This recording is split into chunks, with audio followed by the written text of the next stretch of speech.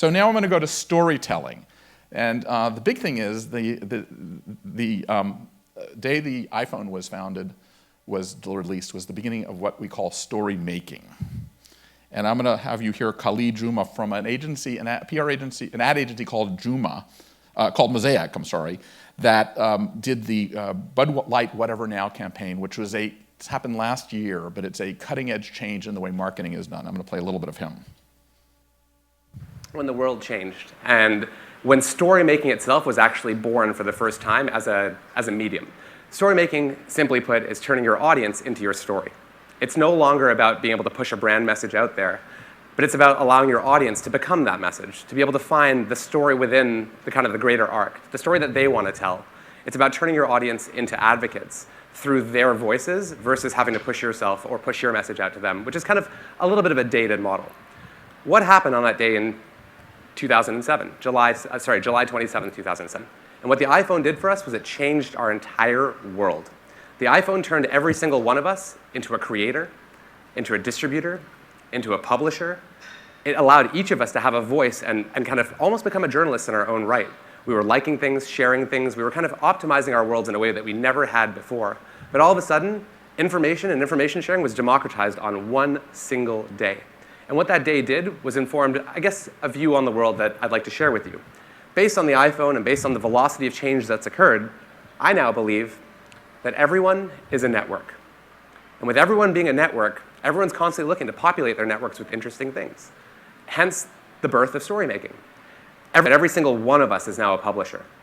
The interesting part about this one is if each of us are a publisher, what does that mean for brands? If I can publish a piece of content every day to up to 10 different mediums that are on my phone, I expect a brand to be able to do so much more. Entertain me, entice me, make me feel, take me to new places. But this notion of publication kind of works in two ways. The minute you acknowledge that every single one of us is a publisher, you have to acknowledge that you have to give us things to publish. Experiences. Tantalize me, show me something different, teach me something, and I guarantee you I will share. I guarantee you I will tell the world that I'm interested in whatever it was that I just did in a way to kind of gain social capital, because ultimately that's what we're all doing whether we like it or not. We all feel great. Like physiologically, anytime someone likes our content, that's kind of a driving force that is a much larger conversation than today, but I don't think there's a single person in this room that says they feel bad when someone likes their photo or their Instagram post. So that's an interesting concept, right? This whole story making. And when you design your events, the experience is not for the sake of the experience, but it's the amplification of that. It's that whole networking thing we talked about. And I'm going to play a little bit about what they did. Bud Light, let's see if this is teed up right. I may not have, let's see. To be able to drive content regardless of whether your budget is $100,000 or your budget is $100 million.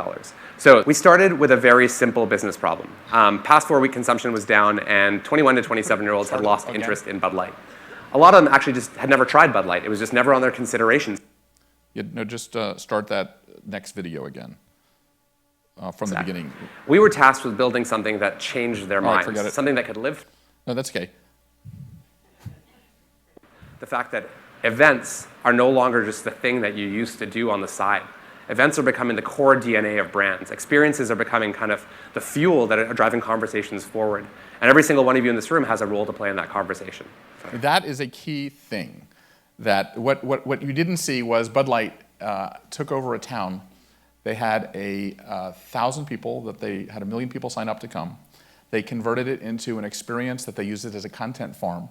And they produced one ad for the Super Bowl, but with all of the social media and all the experiences that they had through that particular event, they were able to raise the ROI of Bud Light by 3% for a global brand is absolutely huge, which changes the whole dynamic in putting events first as opposed to events second.